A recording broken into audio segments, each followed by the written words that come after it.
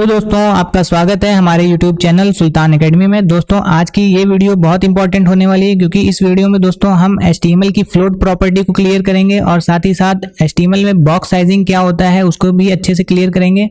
और दोस्तों इस वीडियो में हम HTML की सिमेटिक एलिमेंट से एक वेब स्ट्रक्चर बना के दिखाएंगे, यानी कि वेबसाइट का लेआउट डिजाइन करने वाले हैं। तो वीडियो को लास्ट तक जरूर देखें, आपको कुछ नया सीखने को मिलेगा। चलिए वीडियो को स्टार्ट करते हैं।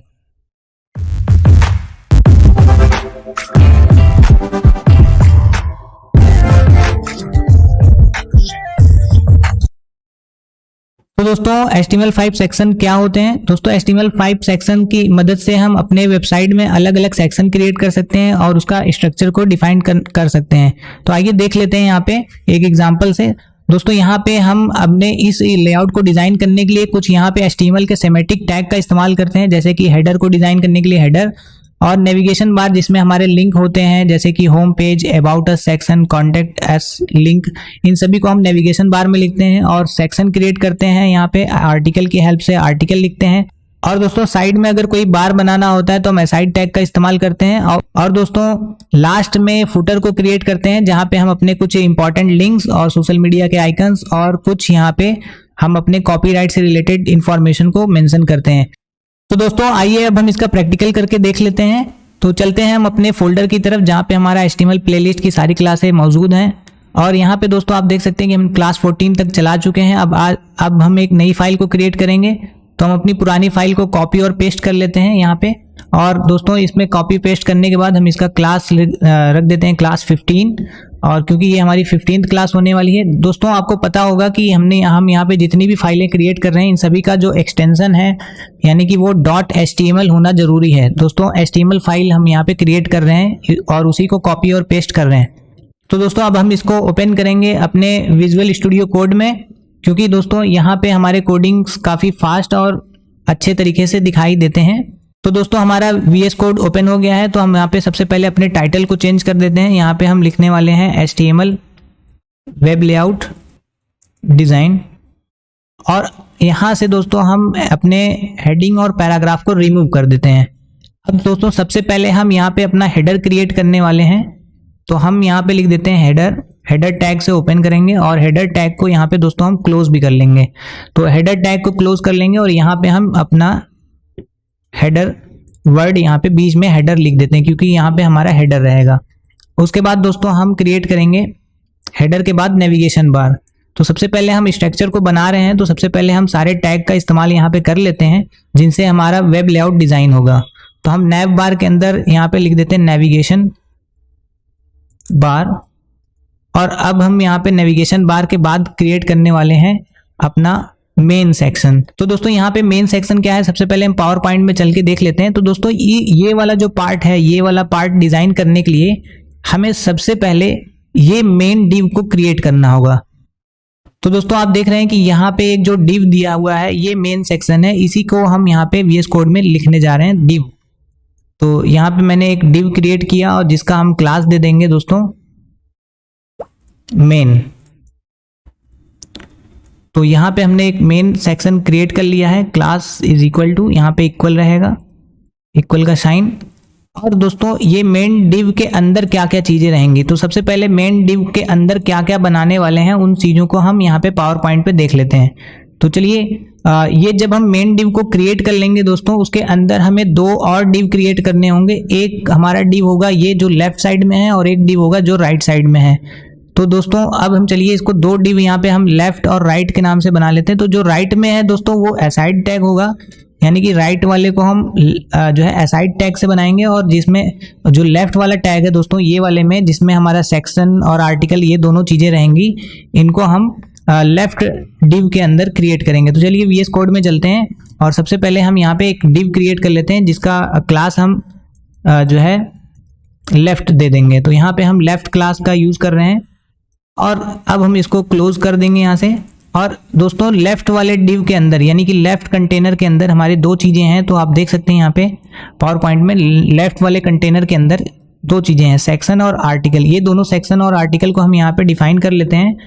तो सबसे पहले हम सेक्शन यहाँ पे क्रिएट करेंगे और उसके अंदर लिख देंगे सेक्शन। और उसके बाद दोस्तों सेक्शन जहाँ पे क्लोज हो रहा है उसके नीचे हम लिख देंगे आर्टिकल। तो हमने सेक्शन और आर्टिकल यहाँ पे लिख दिया और आर्टिकल के अंदर हम आर्टिकल लिख देते। तो ये हमारा लेफ्ट वाला डिव कंप्लीट हो गया है। अब हम राइट वाले डिव को डिजाइन करेंगे, यानी कि जो ये राइट साइड में डिव है, आप देख सकते हैं कि राइट साइड में हमारा असाइड टैग का इस्तेमाल होगा। तो हम यहाँ पे राइट साइड के लिए असाइड टैग को यहाँ पे क्रिएट करने वाले हैं। तो दोस्तों हम यहाँ पे असाइड टैग लिखेंगे और असाइड टैग को क्लोज करके यहाँ पे हम लिख देते हैं असाइड।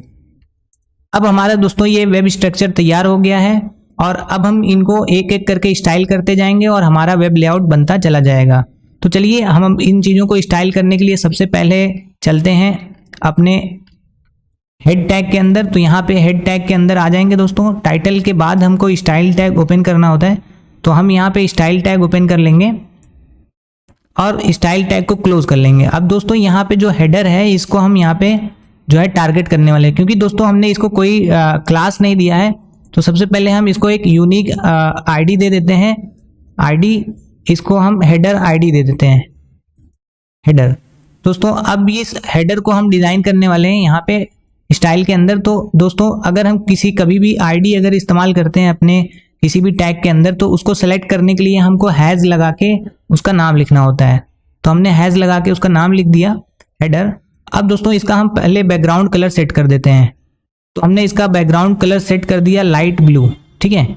और यहाँ पे हमने इसका बैकग्राउंड कलर सेट कर दिया और इसकी विड्थ जो है हम यहाँ पे सेट कर देते हैं 100%। तो दोस्तों मैंने इसकी विड्थ जो है 100% सेट कर दी। अब इसकी हाइट सेट करेंगे। हाइट को दोस्तों हमने यहाँ पे सेट कर दिया 50 पिक्सल, क्योंकि ये हमारा हेडर है तो हम यहाँ पे इसको 50 पिक्सल की हाइट देंगे। और दोस्तों अभी इसमें हम इसको सेव करके अपने ब्राउज़र पे चल के देखते हैं कि ये हमारा दिखाई कैसे देता है। तो हम सबसे पहले इसको क्लास नंबर 15 को ब्राउज़र में ओपन कर लेते हैं। अब आप देखेंगे कि ये हमारा जो हेडर है वो डिज़ाइन हो चुका है।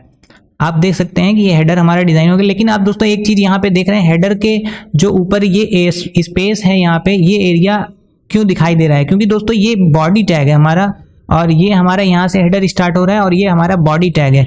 आप अगर यहाँ पे राइट क्लिक करके इंस्पेक्ट पे जाएंगे तो आप देखेंगे कि यहाँ पे जो आपको यहाँ पे बॉडी टैग मिल जाएगा, ये रहा बॉडी। आप इसमें देख सकते हैं बाय डिफ़ॉल्ट यहाँ पे 8 पिक्सल की मार्जिन लगी हुई है, मार्जिन 8 पिक्सल। तो दोस्तों हमारे सभी ब्राउज़र में इस तरीके का मार्जिन होता है कि जो कि चारों तरफ से लगा होता है और पैडिंग भी लगी होती है। तो हम इसको पहले रिमूव करेंगे अपने HTML के एलिमेंट से। तो चलिए हम VS कोड में चलते हैं और यहाँ से हम सबसे ऊपर यहाँ पे हम मार्जिन और पैडिंग को जो है हटाएंगे। तो यहाँ पे हमें एक स्टार सिलेक्शन लगाना होता है जिसके अंदर हम मार्जिन और पैडिंग को 0 कर लेंगे। तो हमने मार्जिन को 0 कर दिया और यहाँ पे पैडिंग को भी 0 कर दिया। तो अब हमने इन दोनों को 0 करके सेव कर दिया। अब आप देखेंगे कि वो पार्ट हमारा जो है यहाँ से रिमूव हो जाएगा जो यहाँ पे दिखाई दे रहा था। अब दोस्तों देखिए हमारा हेडर तो डिज़ाइन हो गया है। अब ये हेडर हमारा जो है यहाँ पे बिल्कुल पास में इधर से जो है टच हो रहा है लेफ्ट साइड से। अगर मैं इसको थोड़ा सा यहाँ पे अंदर लाना चाहूँ तो मुझे यहाँ पे दोस्तों पैडिंग देना होगा। तो हम अपने हेडर के अंदर पैडिंग को अप्लाई करते हैं इंटर करके। तो यहाँ पे हमने पैडिंग यूज़ की और यहाँ पे दोस्तों हमने टॉप बॉटम से 0 और लेफ्ट राइट से हमने 25 पिक्सल की पैडिंग कर दी। अब इसको सेव करके देखते हैं कि क्या होता है। मैंने इसको रिलोड किया तो दोस्तों देखिए यहाँ पे पैडिंग तो आ गई, लेकिन जो यहाँ पे देखिए नीचे के साइड में एक हमें हॉरिजेंटल स्क्रॉल बार दिखाई दे रहा है, यानी कि हमारे जो हेडर की साइज 100% हमने की थी अब वो इंक्रीज हो गई है और यहाँ से हमें एक हॉरिजेंटल लाइन दिखने लगी। इसका क्या मतलब हुआ दोस्तों? हमने इसकी तो हाइट, इसकी तो वेट जो है 100% दी थी, फिर ये स्क्रॉल बार आ क्यों रहा है? तो दोस्तों ये स्क्रॉल बार इसलिए आ रहा है क्योंकि हमने यहाँ पे अभी इसकी बॉक्स साइजिंग को सेट नहीं किया है। तो दोस्तों बॉक्स साइजिंग होता क्या है, चलिए हम पावर पॉइंट पे इसको समझ लेते हैं यहाँ पे। तो दोस्तों अगर हम किसी भी चीज़ का वेट 400 पिक्सल अप्लाई करते हैं और उसमें बॉक्स साइजिंग बॉर्डर बॉक्स का जो है प्रॉपर्टी यूज़ करते हैं तो क्या होगा? तो दोस्तों मान लीजिए कि ये हमारा एक बॉक्स है जिसमें हम यहाँ पे उसकी वेट को 400 पिक्सल अप्लाई कर दिए हैं और उसके साथ हमने दोस्तों वहाँ पे हमने यूज़ किया है बॉर्डर 10 पिक्सल का लगाया है। ये हमारा बॉर्डर है, ये वाला एरिया। और कंटेंट एरिया से पहले ये जो स्पेस दिख रहा है दोस्तों ये वाला पैडिंग कहलाएगा 20 पिक्सल का। और दोस्तों उसके बाद हमने यहाँ पे भी पैडिंग दी है 20 पिक्सल का दिख रहा है और यहाँ पे भी जो है बॉर्डर अप्लाई हो रहा है 10 पिक्सल। अगर दोस्तों बॉक्स साइजिंग बॉर्डर बॉक्स को हम अप्लाई करते हैं तो हमारा जो विड्थ है इस बॉक्स का वो 400 ही रहेगा। लेकिन अगर हम किसी बॉक्स पे 400 की पिक्सल अप्लाई करते हैं और उसमें अभी हमने पैडिंग मार्जिन पैडिंग और बॉर्डर दिया हुआ है, मार्जिन को इसमें इंक्लूड नहीं करते हैं दोस्तों। बॉक्स साइजिंग बॉर्डर बॉक्स में सिर्फ बॉर्डर और पैडिंग को इंक्लूड किया जाता है, मार्जिन इसमें नहीं आता। तो आप देख सकते हैं कि यहाँ पे हमने 10 पिक्सल का बॉर्डर दिया हुआ है, पैडिंग 20 पिक्सल का दिया हुआ है। तो अब दोस्तों इसकी जो टोटल विड्थ हो जाएगी वो बॉर्डर को ऐड करके बॉर्डर और पैडिंग को ऐड कर दिया जाएगा। तो दोस्तों आप देख सकते हैं कि यहाँ पे 10 पिक्सल का बॉर्डर ऐड हो गया, 400 का हमारा जो है कंटेंट एरिया जो हमने अप्लाई किया था, और 20 पिक्सल का जो है हमारा पैडिंग, और लास्ट में यहाँ पे देखिए फिर से बॉर्डर आ रहा है तो वो 10 पिक्सल का बॉर्डर यहाँ पे। तो टोटल 460 जो है हमारा यहाँ पे इसकी टोटल विड्थ हो जाएगी। तो क्योंकि हमारे हेडर में यहाँ पे हेडर में हमने कोई बॉक्स साइजिंग अप्लाई नहीं किया है तो ये 100% के साथ 25 यानी 50 पिक्सल की जो है पैडिंग को इसमें ऐड करके इसकी विड्थ को इंक्रीज कर दे रहा है। तो दोस्तों हम सभी एलिमेंट में अपने जितने भी एलिमेंट हैं उन सभी में से मार्जिन और पैडिंग के बाद बॉक्स साइजिंग को अप्लाई कर देंगे। तो हम यहाँ पे स्टार सिलेक्शन में जाएंगे और यहाँ पे बॉक्स साइजिंग बॉर्डर बॉक्स को यहाँ पे अप्लाई कर देंगे। तो अब हम चलते हैं, देखते हैं कि वो हमारा हॉरिजॉन्टल रूल बार यहाँ पे हट रहा है कि नहीं आ रहा है। तो इसको रिलोड करके देखते हैं। दोस्तों देखिए यहाँ पे हॉरिजॉन्टल रूल बार गायब हो गया है और हमारे पास पैडिंग भी आ गई है। अब हम दोस्तों नेविगेशन बार को डिजाइन करेंगे। तो नेविगेशन बार को डिजाइन करने के लिए दोस्तों यहाँ पे हमको एक आईडी देनी होगी। तो मैंने इसको आईडी अप्लाई कर दी और यहाँ पे हमने लिख दिया नैव बार। तो नैव बार आईडी को यहाँ पे हम टारगेट कर लेते हैं। दोस्तों सबसे पहले हम क्या करते हैं, इन्हीं सब चीज़ों को कॉपी कर लेते हैं और यहाँ पे इंटर करके पेस्ट कर लेते हैं। अब यहाँ पे दोस्तों हम नैव बार लिख देंगे क्योंकि हम नैव बार को टारगेट कर रहे हैं। इसका कलर हम थोड़ा सा चेंज कर देंगे, थोड़ा सा डार्क कर देते हैं, और इसकी भी विड्थ जो है 100% रहेगी। हाइट जो है वो हाइट को हम थोड़ा सा इंक्रीज कर देते हैं, यानी कि इसको 80 पिक्सल के आसपास कर देते हैं। और इसमें भी पैडिंग है दोस्तों। अब इसको हम सेव करते हैं और देखते हैं कि ये यहाँ पे किस तरीके से दिखाई दे रहा है। तो आप देख सकते हैं कि हेडर आ गया, उसके नीचे नेविगेशन आ गया, लेकिन दोनों के बीच में गैप नहीं है। तो हम चाहते हैं जो हेडर है उसके नीचे थोड़ी सी मार्जिन आ जाए। तो हम यहाँ पे जाएंगे हेडर में, यहाँ पे हम अप्लाई करेंगे मार्जिन। तो यहाँ पे हमने मार्जिन दे दिया 15 पिक्सल की और इसको सेव करते हैं। अब इसको रिलोड करते हैं। देखिए यहाँ पे हमको मार्जिन अप्लाई होगी। तो दोस्तों यहाँ पे मार्जिन चारों तरफ से अप्लाई हो चुकी है, यानी कि टॉप बॉटम लेफ्ट राइट, और आप देख सकते हैं कि यहाँ पे हॉरिजॉन्टल बार भी आने लग गया है। अब दोस्तों क्योंकि मार्जिन बॉक्स साइजिंग में इंक्लूड नहीं होता इसलिए यहाँ पे हमारा हॉरिजॉन्टल बार दिखने लग गया है। अब हम यहाँ पे मार्जिन बॉटम का यूज करेंगे क्योंकि सिर्फ हमें बॉटम में मार्जिन चाहिए। तो हमको इसको सेव करना है और रिलोड करके देखते हैं। तो देखिए यहाँ पे सिर्फ बॉटम में दिखाई दे रहा है और हमारा लेफ्ट राइट का जो मार्जिन था वो हट गया, इसलिए इस हॉरिजॉन्टल बार भी यहाँ से रिमूव हो गया है। और इसी तरीके से दोस्तों हमारे नेविगेशन बार के नीचे भी हमें मार्जिन चाहिए, तो हमको इसको कॉपी करना है और नैव बार के नीचे यहाँ पे पेस्ट कर देना है। अब दोस्तों नैव बार भी डिज़ाइन हो चुका है। अब दोस्तों हम चलेंगे, डिज़ाइन करते हैं मेन बार को, अपने मेन सेक्शन को।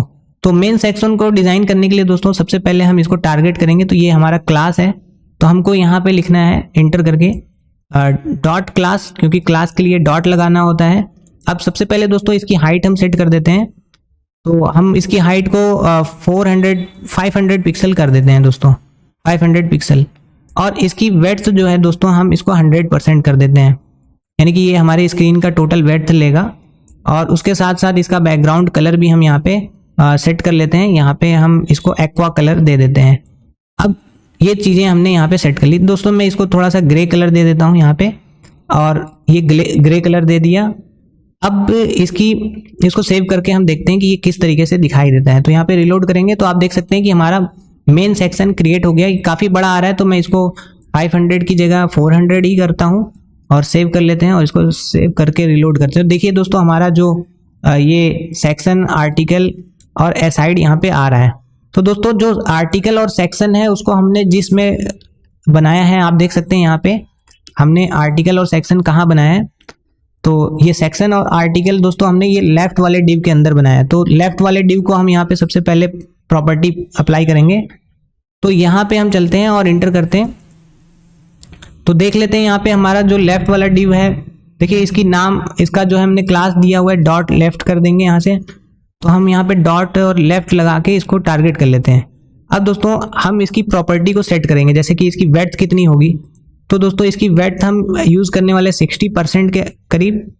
और इसकी हाइट कितनी होगी दोस्तों, तो इसकी हाइट जो है इसके पेरेंट एलिमेंट यानी 400 पिक्सल होगी जितना इसका मेन वाला है। तो यहाँ पे हमने इसको 400 पिक्सल कर दिया और 400 पिक्सल के बाद दोस्तों इसका बैकग्राउंड कलर हम चेंज कर देते हैं। तो मैं इसका बैकग्राउंड कलर यहाँ से एक्वा ले लेता हूँ। अब दोस्तों क्योंकि ये हमारे इस मेन डिव के लेफ्ट साइड में रहेगा तो मैं इसको फ्लोट प्रॉपर्टी यूज कर लेता हूँ, फ्लोट लेफ्ट। अगर मैं इसको फ्लोट लेफ्ट यूज नहीं करता हूँ तब देखिए क्या होता है। इसको पहले सेव कर लेते हैं, इसको रिलोड करते हैं। देखिए ये हमारा सेक्शन तो क्रिएट हो चुका है और ये लेफ्ट में बाय डिफॉल्ट आ रहा है। ठीक है दोस्तों, अब मुझे क्या करना है, ये जो मेरा असाइड टैग है उसको इस साइड लाना है, राइट साइड में। तो चलिए मैं असाइड टैग को राइट साइड में लाता हूँ। तो देखिए यहाँ पे असाइड टैग हमने बना रखा है, ये रहा असाइड टैग। इसमें कोई क्लास नहीं है तो ये असाइड टैग को एज इट इज जैसे है वैसे लिख देंगे यहाँ पे असाइड टैग, और उसके बाद हम इसको जो है वेट प्रोवाइड कर देंगे। तो यही प्रॉपर्टी हम यहाँ से कॉपी कर लेते हैं जो यहाँ पे हमने यूज़ किया हुआ है, और यहाँ पे हम पेस्ट करके यहाँ पे इसकी परसेंटेज को 40% कर देते हैं, क्योंकि इसकी 60 और 40 मिला के टोटल 100% होना चाहिए जो कि मेन कंटेनर है। और इसके कलर को हम थोड़ा सा यहाँ से चेंज कर देते हैं, थोड़ा डार्क कर देते हैं। सेव करते हैं दोस्तों। अब हम इसको ब्राउजर में रिलोड करके देखते हैं तो आप देखेंगे कि जो हमारा असाइड टैग है वो दोस्तों नीचे की साइड में आ रहा है, जबकि इसको होना चाहिए इस साइड में। तो कैसे होगा, तो इसको करने के लिए जो लेफ्ट वाला है पहले हम उसको फ्लोट कर लेते हैं। यहाँ से फ्लोट प्रॉपर्टी यूज करेंगे और यहाँ पे हम इसको लिख देंगे लेफ्ट। तो ये लेफ्ट साइड में फ्लोट होने लग जाएगा। देखिए मैं इसको रिलोड करता हूँ तो ये हमारा जो सेक्शन है वो लेफ्ट साइड में फ्लोट हो रहा है, और इसी तरीके से साइड वाले को हम यहाँ से फ्लोट कर देंगे राइट साइड में, फ्लोट राइट। और इसको हम रिलोड करेंगे तो अब आप देख सकते हैं कि ये हमारा जो साइड वाला टैग है वो राइट साइड में आ गया। दोस्तों इन दोनों के बीच में कोई गैपिंग नहीं आ रही है, तो एक काम करते हैं, जो हमारा 60% है इसको हम 58% कर देते हैं, ताकि ये थोड़ा सा हमारा 2% का गैप बन जाए। आप देखेंगे यहाँ पे 2% का दोनों के बीच में गैप आ गया। अब दोस्तों हमें करना क्या है, हमने ये दोनों प्रॉपर्टी को यहाँ पे इस्तेमाल कर लिया। अब सेक्शन और आर्टिकल को हमें इसका यानी कि 200 पिक्सल और 200 पिक्सल की वेड्थ देनी है। तो चलिए इसको भी डिफाइन कर लेते हैं। तो चलते अपने VS कोड में, और यहाँ पे हमने जो है इसकी हाइट और वेड्थ को डिफाइन करने के लिए सबसे पहले हम इसी असाइड टैग को यहाँ से कॉपी कर लेते हैं और यहाँ पे इंटर करके पेस्ट कर लेते हैं। तो दोस्तों जो हमने सेक्शन बनाया है उसका हम यहाँ पे सेक्शन टैग यूज़ करेंगे, और इसकी जो वेड्थ है दोस्तों वो 100% देंगे यहाँ से 100%, क्योंकि वो हम अपने पेरेंट एलिमेंट यानी कि जो उसका पेरेंट एलिमेंट है, ये जो सेक्शन है वो इस वाले के अंदर है, तो इसको हम 100% वेट देंगे। और हाइट जो है इसको 200 पिक्सल देंगे, क्योंकि ये हमारा जो है उस सेक्शन के हाफ में रहेगा। तो इसका कलर हम यहाँ से लाइट ब्लू कर देते हैं, आपको दिखाई देगा। इसमें फ्लोट नहीं होगा दोस्तों, इसकी फ्लोट प्रॉपर्टी को हटा देंगे क्योंकि ये ऊपर नीचे आराम से आ जाएगा। अब इसी प्रॉपर्टी को हम कॉपी कर लेते हैं, Ctrl+C, और यहाँ पे बॉटम पे आके पेस्ट कर लेते हैं। अब यहाँ पे ये दोस्तों आर्टिकल होने वाला है, तो मैंने यहाँ पे आर्टिकल लिख दिया और इसको सेव कर लेते हैं। तो इसकी भी वेट 100% रहेगी, हाइट 200, और यहाँ पे जो है कलर हम थोड़ा सा और डार्क करते हैं ताकि दोनों के बीच में गैप दिखे। तो मैं इसको सेव करता हूँ और रिलोड करता हूँ, तो आप देखेंगे कि ये जो हमारा पहला सेक्शन था ये ऊपर आ गया और उसके ठीक नीचे हमारा आर्टिकल आ गया। अगर आप देखें दोस्तों इन दोनों के बीच में कोई गैप नहीं आ रहा है, तो हम एक काम ये कर सकते हैं कि यहाँ पे हम 200 पिक्सल की जगह, यहाँ पे 200 पिक्सल की जगह 195 पिक्सल कर देते हैं, और यहाँ पे भी 5 पिक्सल हम इसमें माइनस कर देते हैं 195। और दोस्तों ये जो ऊपर वाला सेक्शन है इसमें हम मार्जिन बॉटम यूज़ कर लेते हैं। तो मार्जिन बॉटम हम 10 पिक्सल लगा देंगे जो हमने वहाँ पे माइनस किया है 10 पिक्सल। अब इसको सेव करते हैं, तो आप रिलोड करके देखेंगे कि ये हमारा क्रिएट हो चुका है। अब आप देख सकते हैं कि हमने ये पूरा सेक्शन यहाँ तक क्रिएट कर लिया है। अब जो है लास्ट हमारा बचा है नेविगेशन बार, उसको हम क्रिएट करेंगे। नेविगेशन बार बनाया, फुटर, सॉरी दोस्तों यहाँ पे हमें फुटर बनाना है, तो हम फुटर टैग यहाँ पे ओपन कर लेते हैं और यहाँ पे हम फुटर लिख देंगे। और फुटर यहाँ पे लिखने के बाद इस फुटर टैग में या तो हम इसकी आईडी प्रोवाइड कर दें दोस्तों, यहाँ पे आईडी कर देते हैं, यहाँ से यूनिक आईडी हो जाएगी FOOTER फुटर। अब इस फुटर को हम यहाँ पे टारगेट करेंगे। तो दोस्तों हैज के बाद यहाँ पे हमें लिखना है फुटर, और फुटर लिखने के बाद हमको इसके बीच में प्रॉपर्टी ऐड करनी है। तो मैं यहाँ से जो हेडर में मैंने प्रॉपर्टी दी थी यही प्रॉपर्टी कॉपी कर लेते हैं और यहाँ चलते हैं, इसको यहाँ पे पेस्ट कर देते हैं। आप देखेंगे कि यहाँ पे जो है बैकग्राउंड कलर जो है आ रहा है, कि मैं इसको बैकग्राउंड कलर थोड़ा सा ग्रीन करके देता हूँ, और इसका जो विड्थ है वो 100% रहेगा। हाइट जो है मैं इसकी थोड़ी सी इंक्रीज कर देता हूँ 100 पिक्सल के आसपास। और यहाँ पे मैंने पैडिंग दे रखी है। मार्जिन बॉटम की ज़रूरत नहीं है क्योंकि इसके नीचे कोई चीज़ बनने वाली नहीं है। फुटर लास्ट होता है दोस्तों, तो इसमें मार्जिन बॉटम की लगाने की ज़रूरत नहीं है। इसको सेव कर लेते हैं और अब हम चलते हैं अपने ब्राउज़र में फाइनली रिजल्ट देखने की क्या आया। तो आप देख सकते हैं यहाँ पे फुटर आ रहा है दोस्तों। अब इसके ऊपर और ये जो ग्रे वाला डिव है इसके नीचे कोई गैप नहीं आ रहा है। तो हम चलते हैं अपने मेन वाले टैग के अंदर। तो यहाँ पे हमने एक मेन टैग बना रखा है, इसमें हम मार्जिन बॉटम यूज़ करेंगे। तो ये हमने कॉपी किया, यहाँ पे मार्जिन बॉटम लगा दिया 15 पिक्सल का। सेव करते हैं और आप इसको रिलोड करेंगे तो देखेंगे कि यहाँ पे एक गैप आने लग गया है। अब दोस्तों ये हमने एक पूरा स्ट्रक्चर बना लिया है और इस तरीके से हम वेब लेआउट को डिज़ाइन करते हैं अपने अलग अलग एलिमेंट्स की मदद से। दोस्तों उम्मीद करता हूं कि आपको मेरा ये वीडियो अच्छा लगा होगा। अगर दोस्तों आपको वीडियो अच्छा लगा और कुछ नया सीखने को मिला तो वीडियो को लाइक जरूर करें। और दोस्तों चैनल पे अगर आप नए हैं तो चैनल को सब्सक्राइब कर लें अब मेरी अगली वीडियो के लिए। Thanks for watching.